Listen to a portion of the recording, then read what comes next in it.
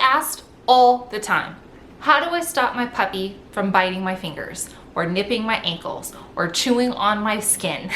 Whatever you want to call it. How do I make it stop? What is the one trick? And spoiler alert, there's not just one solution. Imagine if you went to a mechanic and you were like, my car stopped running. What tool do I need to buy to make it go again? Your mechanic's probably going to look at you and be like, it depends on what stopped your car from running in the first place. What caused your car to break down? That's going to tell me what solution to give you. And it's the same for puppies. Depending on what's causing your puppy to nip at you is going to determine what solution is right for you. And to be honest, sometimes a puppy is going to nip for one reason at 7 a.m. and a different reason at 2 p.m. and a wholly different other reason at 7 p.m. So they could be doing several different reasons and several different causes, which is going to mean that you're using several different solutions. You cannot just use a one-size-fits-all. So today I'm going to be giving you the top reasons why your puppy might be biting you and how to determine what solution is the right one for you. Coming up. What's up, guys? It's Jenna with Dog Liaison, where I coach you on how to enhance your dog's mental health needs. And on this channel, we break down scientific research in order to inform and educate us on how to train dogs. So if you're interested in a nerdy approach to canine cognition, make sure to hit that subscribe button. Let's get into it. The top reason your puppy might be biting you is also one of the most overlooked reasons, and that is that their puppy is in pain. Your puppy is in agony because his little teeth are growing. Your puppy is going to be teething at least until he's 6 months old, which means that his gums can ache. And the interesting thing about that is that our skin is the perfect texture to relieve that pain.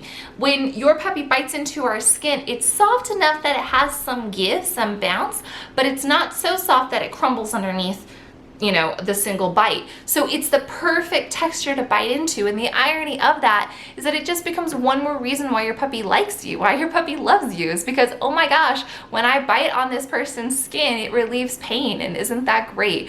The other reason that your puppy is nipping at you is because it's hardwired into his DNA. He is genetically predisposed, he is genetically inclined to put his mouth on you, especially in the context of play, because this is how dogs interact with each other. Yes, I realize it's not social in the human circles. I realize that's not what we want, but realize that your puppy is just doing what thousands of years of breeding and, you know, artificial selection have put in your puppy to do. And bonus tip, if you have a retriever breed like a Labrador or a Golden or anything that is supposed to have things in his mouth for his job, he's an expert at holding things in his mouth. And you have to understand that when you're asking him not to do that, you are trying to undo his lineage. You are trying to undo what he was bred to do thousands of years ago.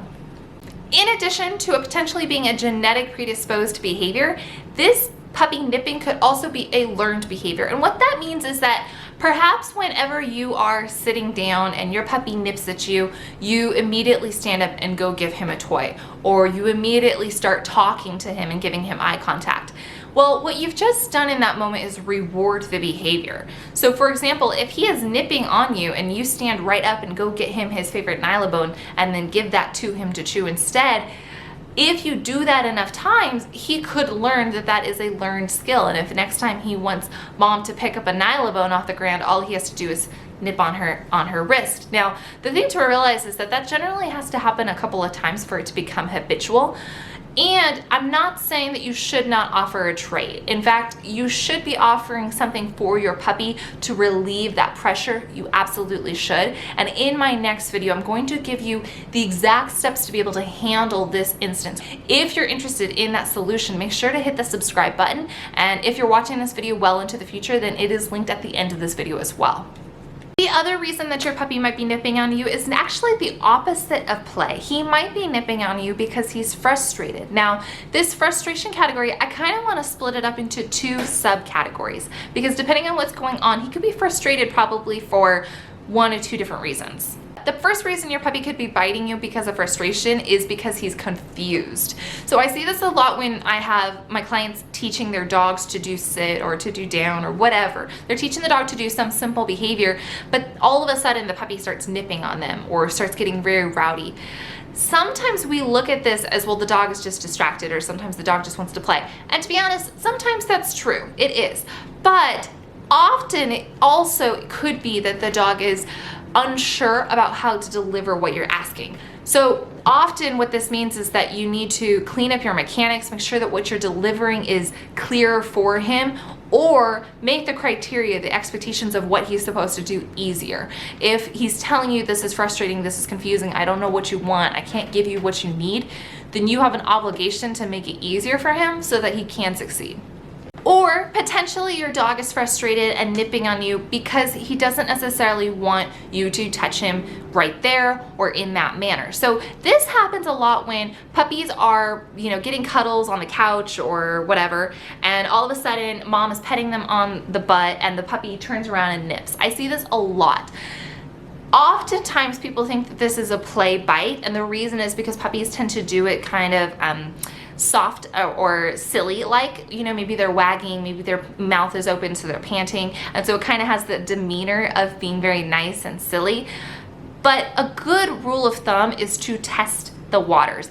So what this means is you're going to touch the puppy where you want, and if he turns around and nips, stop, immediately stop, which you would need to do anyway.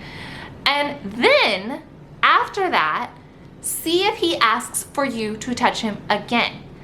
If he turns away from you and puts his mouth back on his toy, or walks away altogether, or whatever, disengages further from you, then that's a pretty clear indication that your dog did not want you touching him, at least not right then, if not right there, in that location, in that way, whatever, right? However, if when you're petting him he nips, you stop, and then he turns around and puts his head underneath you and says, give me more, whatever, then what that tells you is you need a procedure that shows him what is the right way that we pet, what is the right structure for how we get physical affection. And that is the topic of my next video as well. So if you're interested in learning a protocol that you can implement right now and teach your dog the process of getting physical affection, of getting petted, then make sure to hit that subscribe button so that you get notified when that video gets published. And like I said, if you're watching this video well into the future, then that link is right here and you can hit that. If you enjoyed this video, make sure to hit that like, subscribe for more content, and if you're a new puppy owner, I have an entire playlist just for you, so make sure you check that out at the end. Have a good day.